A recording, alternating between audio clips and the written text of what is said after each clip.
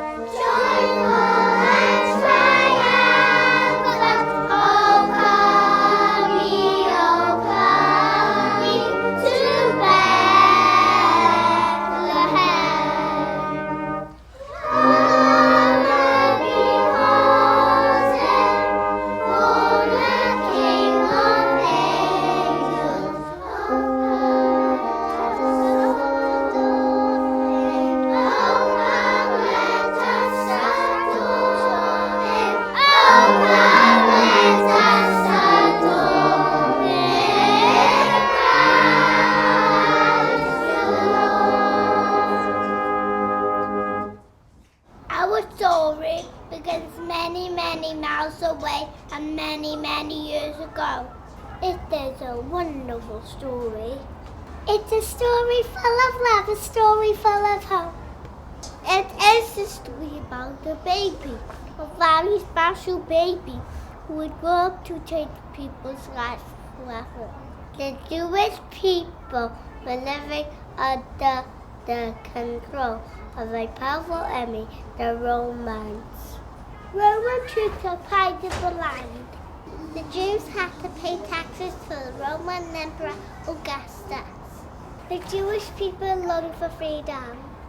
North of Judea, a place called Galilee, was a town called Nazareth. Here lived a fine man called Joseph, a carpenter by trade. Joseph was engaged to a girl called Mary, whom he loved dearly. He had made plans to marry Mary and settle down in Nazareth to raise a family. But Joseph knew nothing of the plans that God had made. Plans that would change his life and that of Mary's forever. One day, as Mary sat quietly alone in her home, a bright light filled the room, and she heard a voice. She looked up, and there, in front of her, was God's angel, Gabriel. Don't be afraid, said Mary. God is pleased with you. He loves you, and has chosen you to be the mother of his child, his promised king. You shall call him Jesus, the one who saves. Mary did not understand and was worried about what Joseph would say. But one of God's angels spoke to Joseph in a dream. He told Joseph that Mary had done nothing wrong. Look after them both, the angel told him, and love and nurture the baby as if he were your own son. Mary and Joseph were married and lived happily together in Nazareth, eagerly awaiting the birth of the baby. And one day, the Emperor Augustus issued a new law They wanted to know how many people in the empire they could all pay him taxes. He ordered every man to return to the town of his birth and put his name in a special register called a census. We soon reached Joseph. He realised that he would have to leave Nazareth and travel with Mary to his hometown of Bethlehem. Bethlehem was far away from Nazareth, and there was soon to give birth, but Joseph had to obey the law. He decided to make a long journey south with Mary by his side.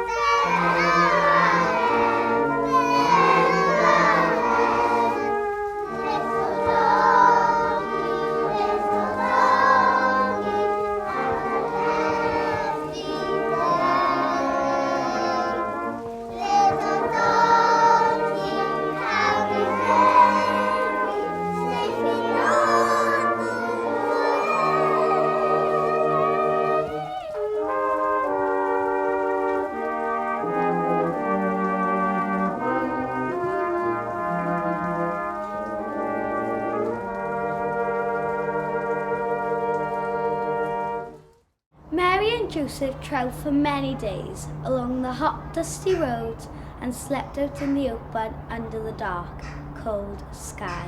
When they eventually reached Bethlehem, they found that many others have travelled there too. The street were full of men and women who had also come to register for the census.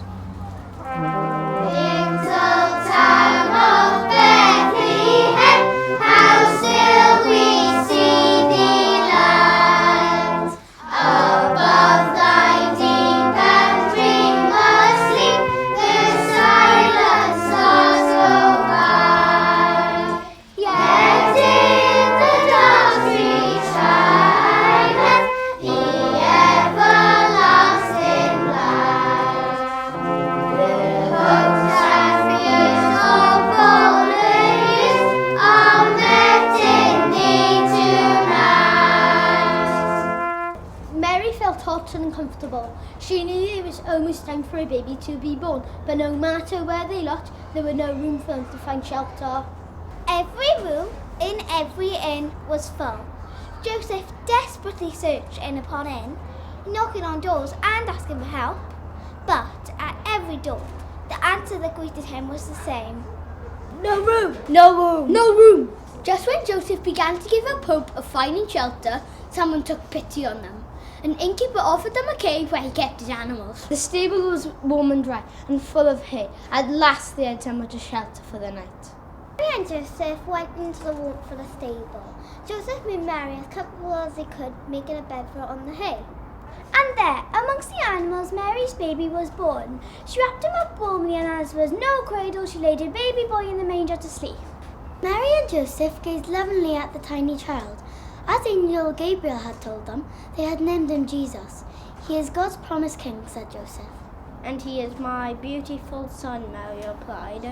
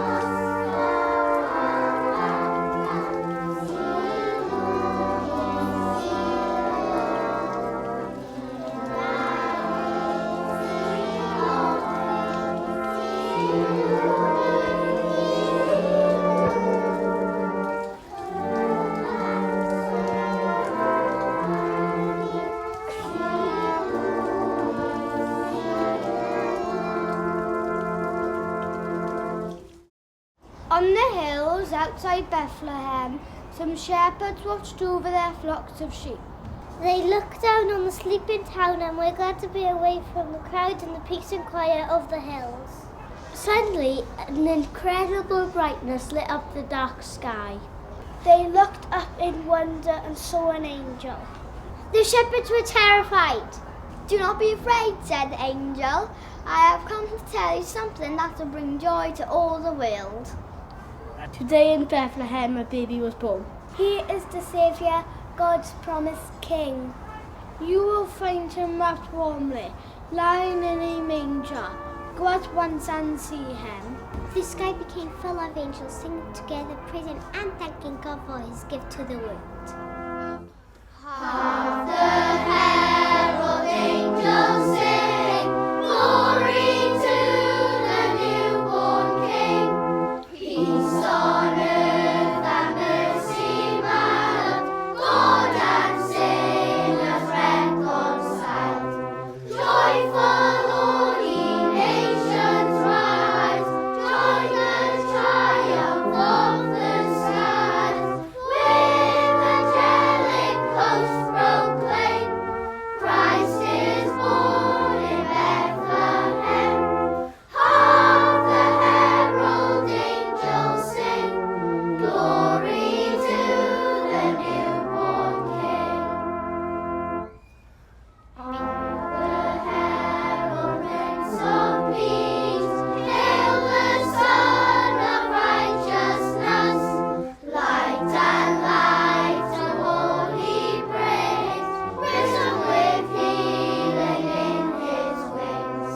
Round he lays his glory by, born that man no more may die. Born to raise the sons of earth, born to give them second birth. Hark the herald angels sing, glory to the newborn King. As quickly as they came, the angels disappeared and the sky was dark once more. They left to find the baby. Knowing that the angels had said that the child lay in a manger, the shepherds moved quietly through the streets of Bethlehem. They looked in every stable they could find, until finally, tucked away behind an inn, they found a cave. There, sitting amongst the hay, were Mary and Joseph. Jesus slept peacefully in the manger at their side. The shepherds knelt down and worshipped him. Meanwhile, in distant lands, along far away to the east, there were others who also hoped for the birth of a new king. Wise men called astronomers that study the stars and planets, look at the signs in the sky that something unusual is going to happen. One night a very bright star, brighter than all the other stars, appeared in the sky. Such a star must surely signal the birth of a great king, said the wise men. We must follow this star and find out.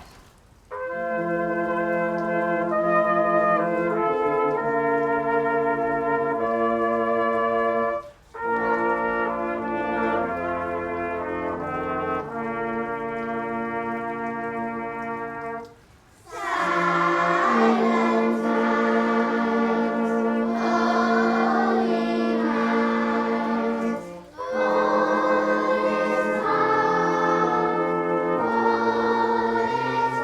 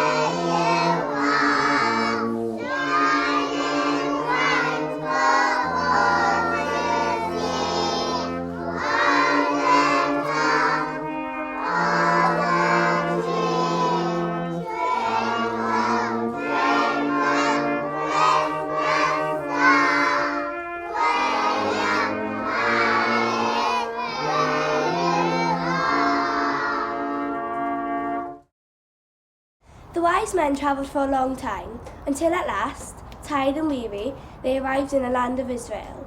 And as they were looking for a new king, they headed for the most obvious place to find one, the royal palace. When the wise men reached the palace, they met King Herod. He was a cruel and jealous man who ruled over the land of Israel by order of the Roman emperor.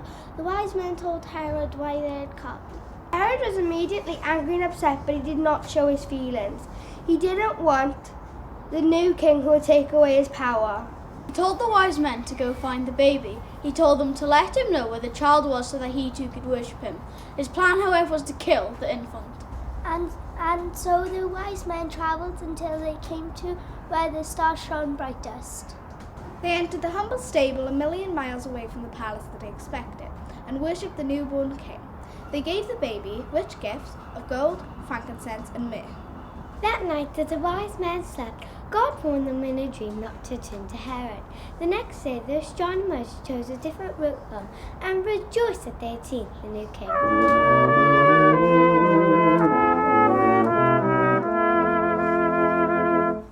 Once in royal David's city stood the lonely cattle shed, where a mother laid her baby in a manger for his bed. Mary was that mother mild, Jesus Christ, her little child. He came down to earth from heaven, who is Lord and Lord of all, and his shelter was a stable, and his cradle was a stall. With the poor and mean and lonely lived on earth our Saviour holy. And our eyes at last shall see him through his own redeeming love. For that child so dear and gentle is our Lord in heaven above. And he leads his children on to the place where he is gone. Our story is nearly complete. 2,000 years later, people all over the world are still rejoicing. For the baby, sleeping peacefully in his mother's arms, grew to be a saviour to all those who believe in him.